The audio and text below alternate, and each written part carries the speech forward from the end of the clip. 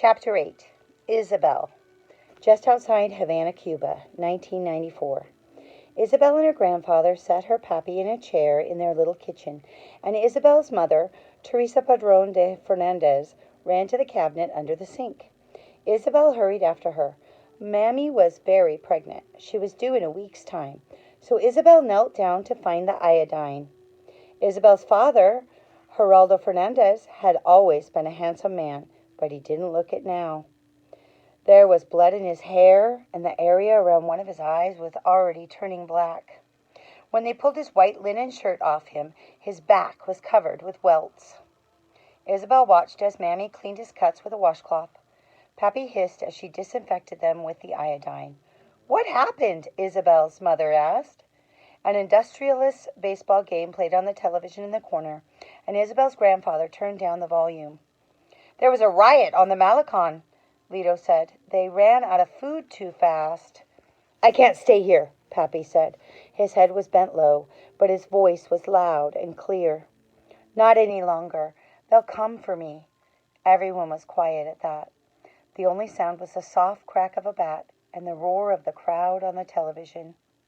Pappy had already tried to flee Cuba twice. The first time he and 3 other men had built a raft and tried to paddle their way to Florida, but a tropical storm turned them back. The second time, his boat had a motor, but he'd been caught by the Cuban Navy and had ended up in jail. Now it was even harder to escape. For decades, the United States had rescued any Cuban refugees they found at sea and taken them to Florida.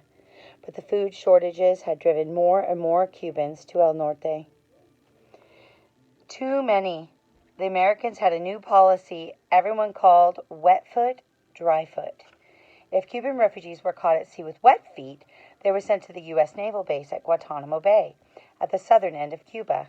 From there, they could choose to return to Cuba and Castro, or language in a refugee camp while the United States decided what to do with them. But if they managed to survive the trip across the Strait of Florida and evade the U.S. Coast Guard and actually set foot on the United States soil, be caught with dry foot, they were granted special refugee status and allowed to remain and become United States citizens. I'm going to be on the top of page 42. Pappy was going to run away again, and this time, whether he got caught with wet feet or dry feet, he wasn't coming back. "There's no reason to throw yourself onto a raft into the ocean," Lito said. "You can just lie low for a while. I know a little shack in the cane fields. Things will get better. You'll see." Pappy slammed his fist on the table. "And how exactly are they going to get better, Mariano? Do you think the Soviet Union is going to suddenly decide to get back together and start sending us food again? Not only is no one is coming to help us, and Castro's only making things worse." And if saying his name made him appear, the baseball game on television was interrupted by a special message from the Cuban president. Fidel Castro was an old man with liver spots on his forehead, gray hair, a big bushy gray beard, and bags under his eyes. He wore the same thing he did every time he was on television, a green military jacket and a flat round cap, and sat below a row of microphones. Everyone got quiet as Lito turned up the volume. Castro condemned the violence that had broken out on the Malecon, blaming it on the U.S. agents. Pappy scoffed. "It wasn't U.S. agents. It was hungry Cubans." Castro rambled on without a script, quoting novels and telling personal anecdotes about the revolution. "Oh, turn it off," Pappy said. But before Mommy had reached the set, Castro said something that made them all sit up and listen. "We cannot continue guarding the borders of the United States while they send their CIA to investigate riots in Havana. That is when incidents like this occur, and the world calls the Cuban government cruel and inhumane. And so, until there is a speedy and efficient solution, we are suspending all obstacles so those that wish to leave Cuba may do so legally." I'm so sorry. I'm learning how to hold this while I read. It's hard to do. Okay. "Once and for all, we will not stand in their way." "What did he just say?" Mammy asked. Pappy's eyes were wide as he stood from the kitchen table. "Castro just said anybody who wants to can leave." Isabel felt as though her heart had been ripped out of her chest. If Castro was letting anyone leave, her father would be gone before the sun rose the next day. She could see it in his wild look. "You can't go now," Lito told Pappy. "You have a family to take care of, a wife, a daughter, a son on the way." Isabel's father and grandfather yelled at each other about dictators and freedom and families and responsibility. Lito was her mother's father, and he and Pappy had never gotten along. Isabel covered her ears and stepped away. She had to think of some answer to all of this, some solution that would keep her family together. Then she had it. "We'll all go!" Isabel cried. That shut everybody up. Even Castro stopped talking, and the TV went back to showing the baseball game. "No," Pappy and Lito said at the same time. "Why not?" Isabel said. "Your mother is pregnant, for one thing," Lito said. "There's no food to feed the baby here anyway," Isabel said. "There's no food for any of us, and no money to buy it with if there was. But there is food in the States, and freedom, and work. And a place where her father wouldn't be beaten or arrested or run away. We'll all go while Castro is letting people out," she went on. "And Lito, too."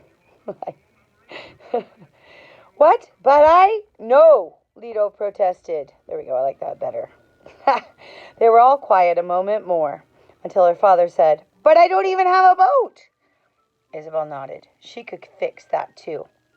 Without saying anything, Isabel ran next door to the Castillo's house.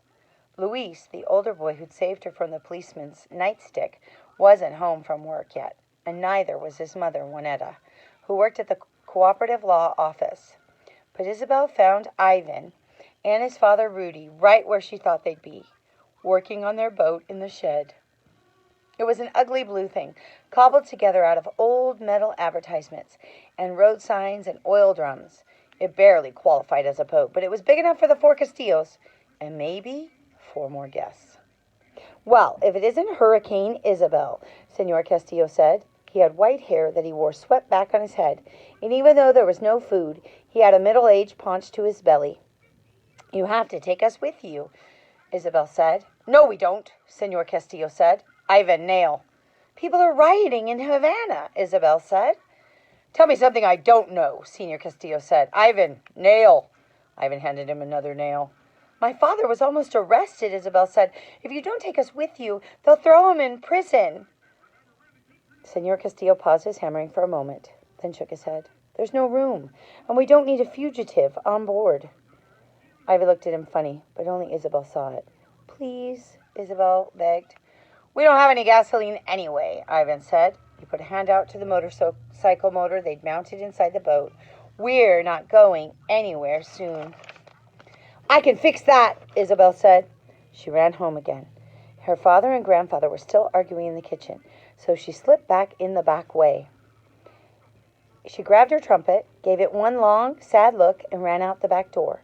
She was already in the street when she stopped, ran to her backyard, and snatched up the little mewling kitten, too, with the trumpet in one arm and the kitten in the other. She ran the few blocks to the beach, where she banged on the door of a fisherman her grandfather knew. His gas-powered fishing boat rocked gently at a little pier nearby. The fisherman came to his door, licking his fingers and frowning. Isabel had caught him at dinner. Fried fish, it smelled like. The kitchen's nose sniffed eagerly at the air, and it meowed. Isabel's stomach growled. "You're Mariana's Padron's granddaughter, aren't you?" the fisherman said. "What do you want?" "I need gasoline," Isabel told him. "Is that so? Well, I need money." "I don't have any money," Isabel said, "but I have this." She held out the trumpet. Isabel regretted its brass was a little tarnished, but it was the most valuable thing that she owned. The fisherman had to take it in trade. "What am I going to do with that?" he asked. "Sell it," Isabel told him. "It's French and old and plays like a dream." The fisherman sighed. "And why do you need gasoline so badly?" "To leave Cuba before my father is arrested." The fisherman wiped his lips on the back of his hand. Isabel stood for what seemed like hours, her insides churning like a waterspout. At last he reached out and took the trumpet. "Wait here," he told her. Isabel held her breath, and soon the fisherman came back with 2 enormous plastic jugs of gasoline. Each one came up to Isabel's chest. "Is it enough?" Isabel asked. "To get you to Miami?" Yes, and back again. Isabel's heart soared, and she hopped up and down. Thank you, thank you, thank you, thank you, Isabel told him. Oh, and you have to take the kitten, too. She held the wiggling creature out to him, but the old fisherman just stared at it. Is that so? The fisherman said. Please, Isabel said, or else someone else will catch her and eat her. But you have fish to eat. She can eat the scraps. The fisherman eyed the cat suspiciously. Is it a good mouser? Yes, Isabel said, though she was sure that even a mouse would give the scrawny thing trouble. Her name is Leona. The old fisherman sighed and took the squirming kitten from her. Isabel smiled and then noticed how big and heavy the gas cans were. Oh, and I also need you to help me carry these back. That's it for today. That's chapter 8.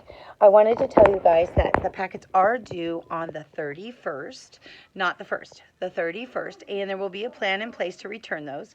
I hope you're all doing well. Sophia picked out my eyeshadow today. It's a little bit green, but we are hanging out here at the house, and Mr. Stir is throwing stuff at me now. Sophia, come and say hi to my class. Sophie, hurry. Okay, these are my dogs, 2 of my dogs, and Sophia's coming, hurrying.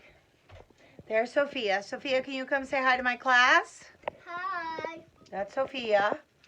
She and I just did our makeup together. I gave her a very, very light pink to use because she's only 5. Anyway, I hope you guys are doing well. Please comment on Google Classroom and let me know how you are doing. I'm going to start a Padlet up there so that we can do some selfies of ourselves so that we can see each other during this time away. Bye.